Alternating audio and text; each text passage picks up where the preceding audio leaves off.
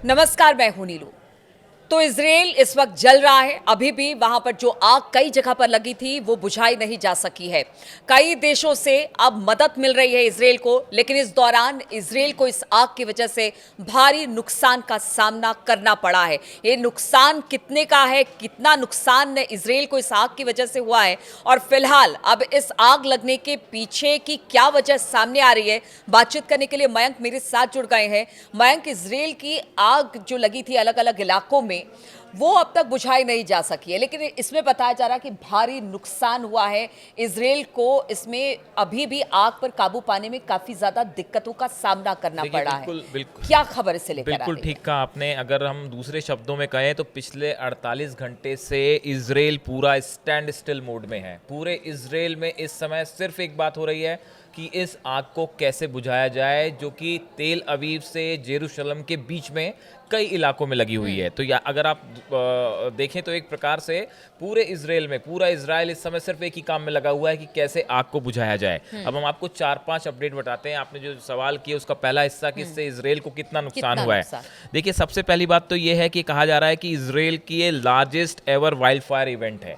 इसके पहले भी एक बार ऐसा हुआ था, हम उसकी बात करेंगे, लेकिन ये अब तक की सबसे बड़ी आग है जो कि इजराइल में लगी है। दूसरी जो बहुत बड़ी बात निकल के सामने आई है, देखिए ये आग जहां पे जिन इलाकों में लगी, तेल अवीव से यरूशलेम के बीच में, यहाँ पे कई जगह पे ऐसा बताया जा रहा है कि तो इजरायली आर्मी जो है वो चारों तरफ से कई घंटों तक इस आग में घिरी रही। ये इन्हें बचाने के लिए, ये जो पर्सनल आर्मी पर्सनल फंसे थे इजराइल के, इन्हें बचाने के लिए इजराइल को पूरी एड़ी चोटी का जोर लगाना पड़ा। एयरफोर्स काम कर रही है, ग्राउंड फोर्सेस काम कर रही हैं, पैरामिलिट्री फोर्सेस काम कर रही हैं, तब जाके कहीं पे ये जो सोल्जर्स फंसे थे इनको निकालने का काम जारी है। बहुत बुरी तरह से कई टुकड़ियां आर्मी की जो है वो घिर गई थी इस आग के बीच में।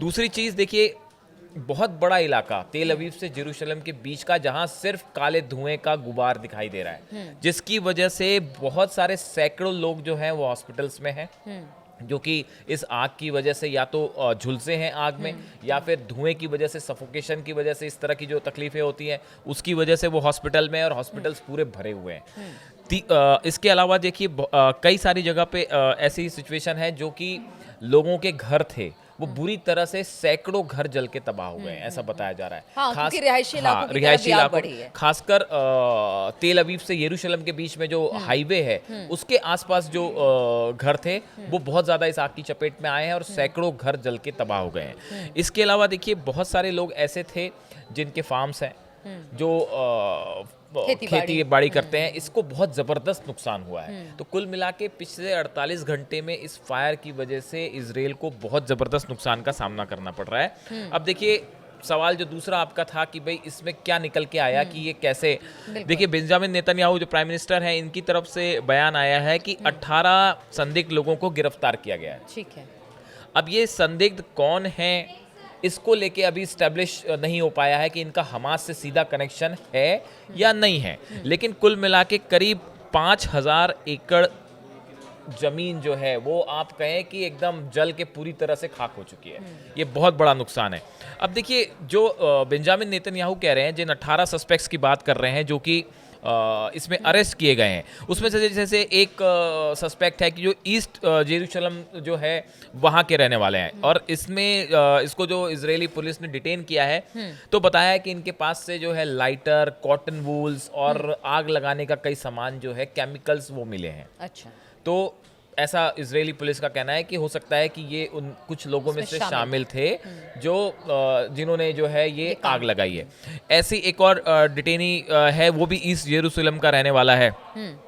तो देखिए, ये ऐसे कई लोग, करीब 18 लोग गिरफ्तार हुए हैं। और इजराइल की अगर आप मीडिया की बात करें तो वहाँ पे इस तरह की कई तस्वीरें वायरल हो रही हैं, जिसमें मास्क मैन की एक बात हो रही है, जो हमने अपने पिछले वीडियो में बताया था, जो कि आग लगाता हुआ दिखाई दे रहा है।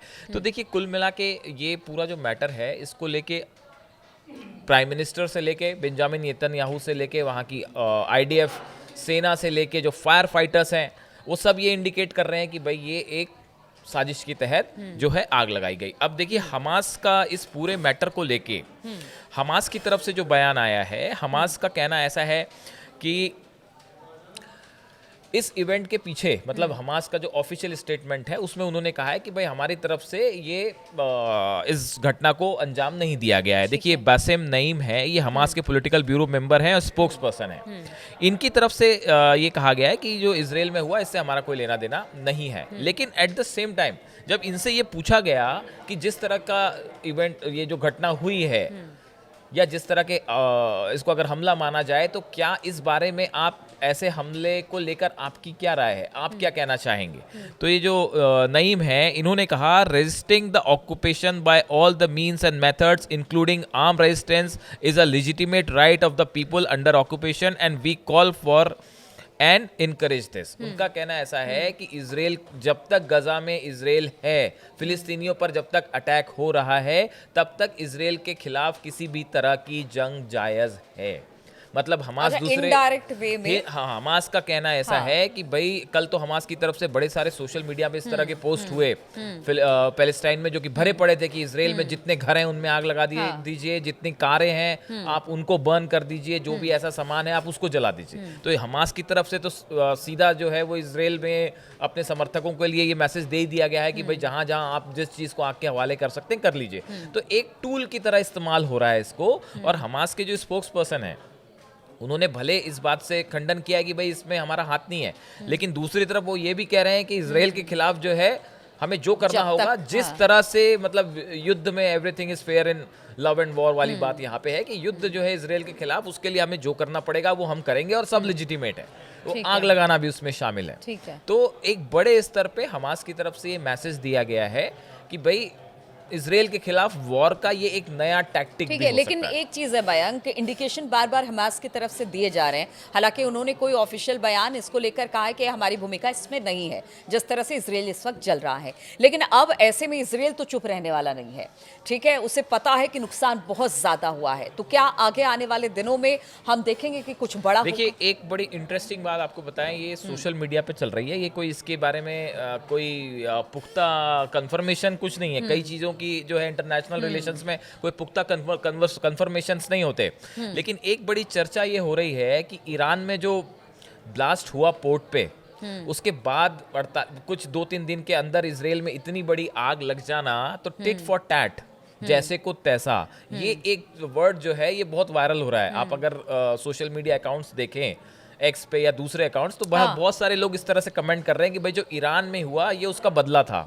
इस बारे में ईरान ने कुछ नहीं कहा, इजराइल ने भी कुछ नहीं कहा कि भाई ये ईरान ने किया या नहीं किया है। लेकिन जो चर्चाएं हो रही हैं उसके बारे में हम बता रहे हैं कि लोगों का कहना ऐसा था, उसको उससे जोड़ के देख रहे हैं कि जिस तरह से ईरान में ब्लास्ट हुआ बंदर अब्बास में, तो उसको लेके बड़ी सारी थ्योरीज थी कि भाई ये तो इजराइल ने करवाया है। या अब जिस तरह से इजराइल में आग लगी है और बड़ी भयंकर तबाही मच रही है, और अगर आगे कुछ होता है तो हाँ तो देखिए बहुत सारी चीज़ें ऐसी हैं मिडिल ईस्ट में जो इजराइल में और गजा में और ईरान के बीच में, जो अभी देखिए आगे आगे होता है क्या वाली सिचुएशन है। लेकिन जैसे कि ये खबरें आई पिछले 48 घंटे इजराइल के लिए बड़े मुश्किल भरे थे। और खासकर ये जो खबरें आई कि भाई इनकी जो यूनिट्स थी आर्मी की यूनिट्स कई जगह चारों तरफ से आग से घिर गई थी, जिन्हें बाहर निकालने के लिए पहले तो उस तक पहुंचने के लिए फायर फाइटर्स का इस्तेमाल किया गया, उनको बाहर निकालने के लिए जो है वो दूसरे देशों से भी मदद ली गई है। करीब 26 देश बताया जा रहा है कि जो है इजराइल की मदद को ऑफर किया है और वो अपने प्लेन्स भेज रहे हैं और वो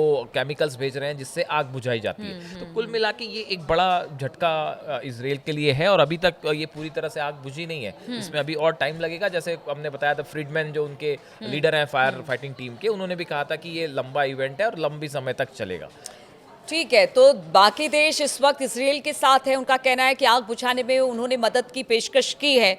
लेकिन दूसरी तरफ हमास ने अब इस पर कोई बयान नहीं दिया है। हमास ने ये नहीं कहा है कि हमारी तरफ से ये काम किया गया है, हालांकि उन्होंने ये संकेत ज़रूर दिए हैं कि जब तक फिलिस्तीनियों पर कार्रवाई होती रहेगी इजराइल की तरफ से या फिर गजा को निशाना बनाया जाता रहेगा, तब तक कुछ भी हो सकता है। अब ये कुछ भी हो सकता है अब इजराइल के लिए भी है कि अगर इजराइल जला है तो फिर वो भी कुछ ना कुछ करेगा। इस पर लगातार हमारी नजर बनी रहेगी। आप बने रहिए हमारे साथ।